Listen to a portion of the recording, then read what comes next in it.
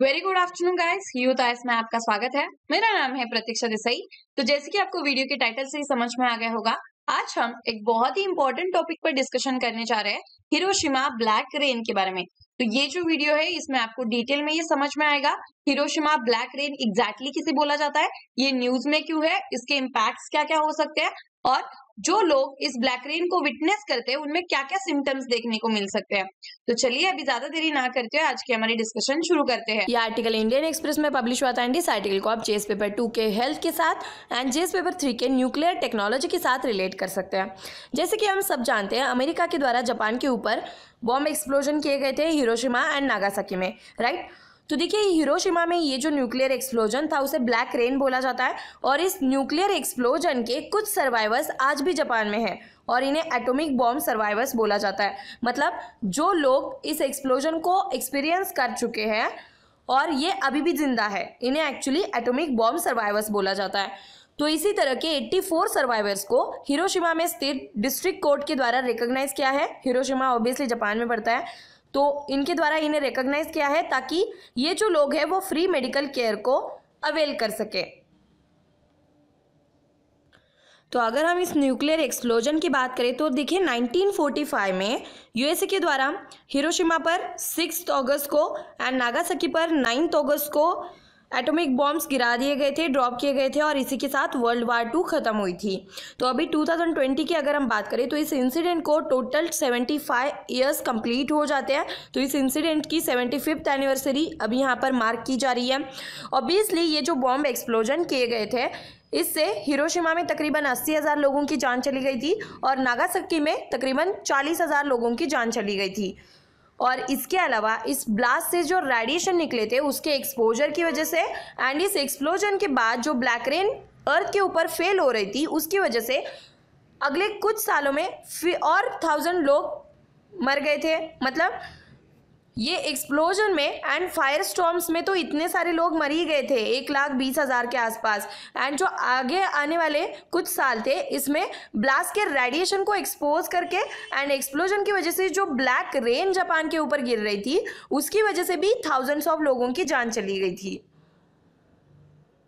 तो यहाँ पर आपके प्रीलियम पॉइंट ऑफ से आप सबसे पहले तो ब्लैक रेन के बारे में समझ लीजिएगा कि ब्लैक रेन एग्जैक्टली क्या होती है, ठीक है।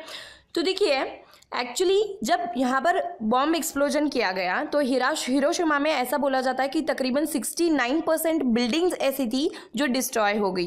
तो इन डिस्ट्रॉयड बिल्डिंग से जो डेब्रिस एंड सूट निकल के आया वो एक्चुअली बॉम्ब के रेडियो एक्टिव फॉलआउट के साथ मिक्स हो गया और फिर ये जो पूरा डेब्रिस है वो मशरूम क्लाउड के फॉर्म में एटमॉस्फेयर में राइज हो गया। कुछ इस तरह से आप देख सकते हैं यहाँ पर, ठीक है।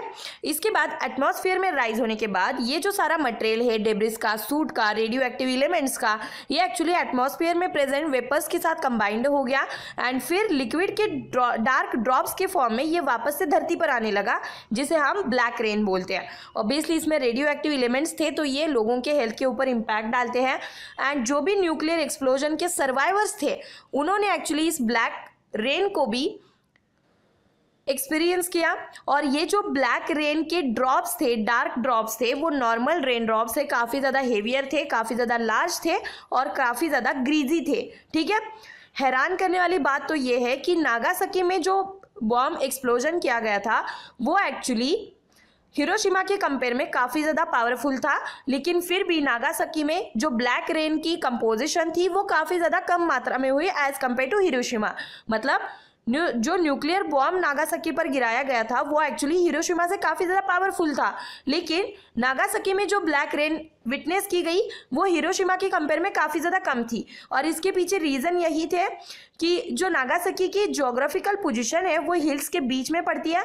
तो ये जो बॉम्ब एक्सप्लोजन है ये अब ब्लैक रेन जो यहाँ पर अर्थ के ऊपर फिर से आई थी उसका इम्पैक्ट सिर्फ स्मॉलर एरिया पर देखने को मिला और काफ़ी ज़्यादा लोग इसमें नहीं मरे एज कम्पेयर टू हिरोशिमा, ठीक है। और इसके अलावा नागासाकी में जो ब्लास्ट किया गया उससे कम फायर स्टॉर्म प्रोड्यूस हुआ था, तो इसी की वजह से ब्लैक रेन के लिए मटेरियल का कंट्रीब्यूशन भी कम था। तो ब्लैक रेन नागासाकी में हिरोशिमा से कम हुई थी। तो अब हम ब्लैक रेन के इफेक्ट समझ लेते हैं। देखिए, black rain highly radio active material से फुल होती है, मतलब यहाँ पर आपको हाईली रेडियो एक्टिव मटेरियल्स देखने को मिलती है ब्लैक रेन में, जिसकी वजह से सीरियस इलनेस लोगों के अंदर आ सकती है। 1945 में जो स्टडी कंडक्ट करवाया गया था, इसमें ये बोला जा रहा था कि ये जो ब्लैक रेन का इफेक्ट है वो एक्चुअली ग्राउंड जीरो से 29 किलोमीटर दूर तक इफेक्ट ये एक्सपीरियंस किया गया था। और देखिए, जो भी चीज़ इस ब्लैक रेन के कॉन्टैक्ट में आ रही थी उसे ये ब्लैक रेन पूरी तरह से कंटैमिनेट कर रही थी। फॉर एग्जाम्पल, वाटर बॉडीज़ में डेड फिशेस काफ़ी ज़्यादा फ्लोट कर रहे थे। इसके बाद इनके फील्ड्स में कई सारे सीवियरली इल कैटल्स देखने को मिले थे। तो ये जो नतीजा है वो ब्लैक रेन का ही नतीजा था। इसके अलावा देखिए, अगर कोई पर्सन ब्लैक रेन को एक्सपोज करता है तो उसमें एक्यूट रेडिएशन सिम्टम्स देखने को मिलते हैं। इन सिम्टम्स में आपको nausea, diarrhoea, fever, sore throat या फिर हेयर का लॉस जैसे सिम्टम्स आपको देखने को मिलेंगे। एंड ओवर द टाइम अगर लोग ज़्यादा देर तक ब्लैक रेन को एक्सपोज करते हैं तो इससे कैंसर भी हो सकता है। लेक्चर खत्म करने से पहले मैं आप सबको एक बार रिवाइव करना चाहती हूँ कि मेंस पॉइंट अब से हमारा daily answer writing challenge practice program 11th में से शुरू हो गया है। यहाँ पर आपको हर दिन टेलीग्राम चैनल पर हिंदी और इंग्लिश में 5 क्वेश्चन प्रोवाइड किए जाते हैं। यूपीएससी के सिलेबस के साथ साथ करंट अफेयर से रिलेटेड टॉपिक्स भी यहाँ पर कवर किए जाते हैं। जो भी स्टूडेंट इस प्रैक्टिस प्रोग्राम में इनरोल करेंगे वो हमें इन क्वेश्चन का आंसर शीट पर लिख के टेलीग्राम, व्हाट्सअप या फिर ईमेल के थ्रू भेज सकते हैं। फिर हमारी एक्सपर्ट की टीम आपके आंसर को कुछ इस तरह से पॉइंट चेक करती है। आपके आंसर में क्या खामियां हैं, किस तरह से एक्स्ट्रा पॉइंट्स के साथ आप अपने आंसर को और भी ज़्यादा इनोवेटिव बना सकते हैं, ये सारी टिप्स आपको इस तरह से यहाँ पर आपको दी जाती है। तो जो भी स्टूडेंट इस प्रैक्टिस प्रोग्राम में इनरोल करना चाहते हैं उनके लिए इंक्वायरी कॉन्टैक्ट नंबर दिया गया है। इस कॉन्टैक्ट नंबर पर कॉल करके आप अपनी क्वेरीज पूछ सकते हैं। प्लस हमारा टेलीग्राम का कॉन्टैक्ट आईडी है @youthascontact, यहाँ पर जाकर भी आप अपनी क्वेरीज पूछ सकते हैं।